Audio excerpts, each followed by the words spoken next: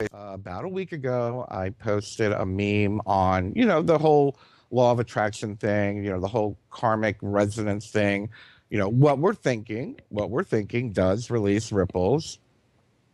If you did see my show on reincarnation, I did explain how I perceive energy and how I perceive karma and dharma. And I went into the whole um, analogy of how, dropping a pebble in the middle of a bird bath, you drop a pebble in the middle of the bird bath with every thought, with every action, and it creates ripples that goes out to the edge, and eventually the ripples come back toward the middle.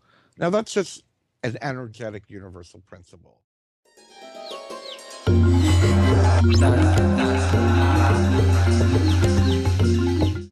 What vibration do hungry children in Africa send out that echo the response of death back to them? That's a great question, comment. And I did kind of explain that with the reincarnation thing. And it's something that's been on my mind also. It's like, these people in Bosnia didn't ask to live in a war torn country. We didn't ask to be born in a psychopathic country if you're living here in the US. We didn't ask for, a lot of us didn't ask for these circumstances, or did we? Again, going back to that universal principle, I do not believe that, yeah, sure, there's some kind of instant karma. That which you release is going to come back to you. A lot of times, you put your hand on a burner, you're going to get instant karma. You're going to burn yourself. But as far as like kids in Africa or wherever, anyone who's going through a war torn situation or something that is less fortunate than others, the only answer that I have for that is we must realize that karma and these energetic principles are just that. They're merely energetic principles. They're not about, it's not like God. And I think that's where we get mixed up here. It's not like God is punishing people. It's that if in the short term, if we have someone who is growing up in a poverty stricken area of the world, that's all they see. That's all they feel. That's all they're going to resonate. So that's in that one particular lifetime. It's not to say it's good or bad. It's not to say that they want that to happen to them. It is just a neutral, energetic principle. The same thing goes over lifetimes. Perhaps they chose to be incarnated in that particular part of the world at that particular time in order to further progress their own soul's evolution and or learn specific spiritual principles needed for their growth. We always make the mistake thinking that karma is about good and bad or good and evil. And I have a question about evil, and we'll get into that in just a second. It's not. The universe is not black and white. The universe isn't about good and evil. Do we have polarity? We have polarity. Do we have up? We have down. Do we have good? We have bad.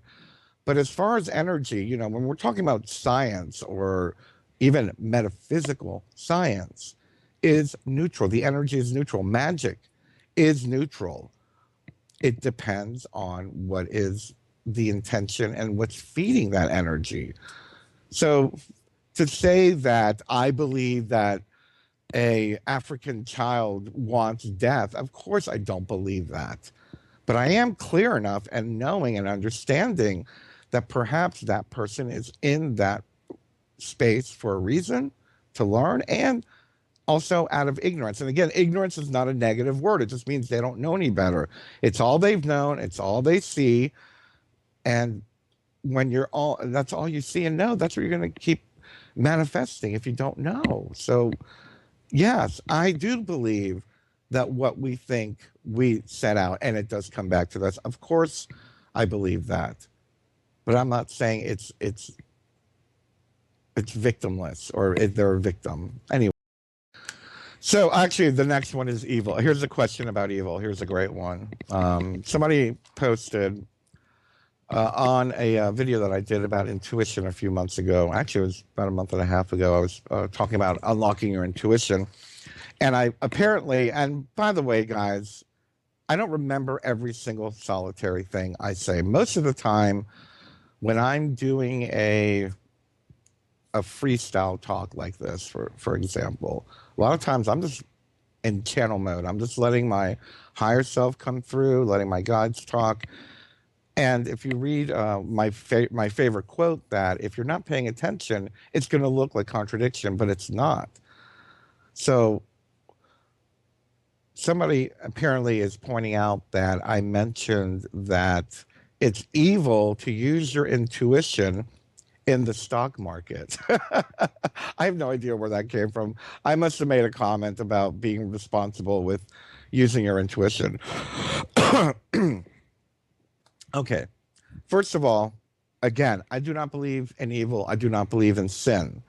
I believe, or I observe, that for me, when I'm not aligning with my higher self, when I am in a state of cognitive dissonance, please look that up. I'm not going to explain it. I've explained it a million times. When I'm in a state of cognitive dissonance, and or my ego is being reactive, and I'm going against what my intuition is saying or what my higher self is saying, I seem to create more problems for myself. The same can be said for using your intuition for the stock market. For lack of a better term, the reality of it is that unless your intention is to, let's say your intuition is saying, oh, you know what? I don't know, Tesla stock is going to be released today, and my intuition is telling me that some great things are going to happen, and I'm going to invest in the stock market, and I'm going to buy Tesla Motors stock, and because of that, I'm going to have the money to be able to feed Africa.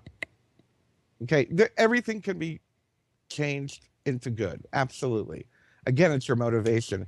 If you're using your intuition to feed your ego, if you're using your intuition to buy stock to feed your ego, if you're using your intuition to buy stock to make money to supply weapons to Israel and Palestine, to me that's evil. You know, that's not helpful to humanity. And I find that when we go, again, for me, I find when I go against my higher self and my heart and my compassion, that bad things happen to me and other people around me. That is how I explain maybe the comment that I said that it's evil to use your intuition on the stock market. It's not evil to use your intuition on the stock market. It's a matter of how you're using your intuition on the stock market. Are you using it to benefit self-service or service to humanity? Let's look at it that way.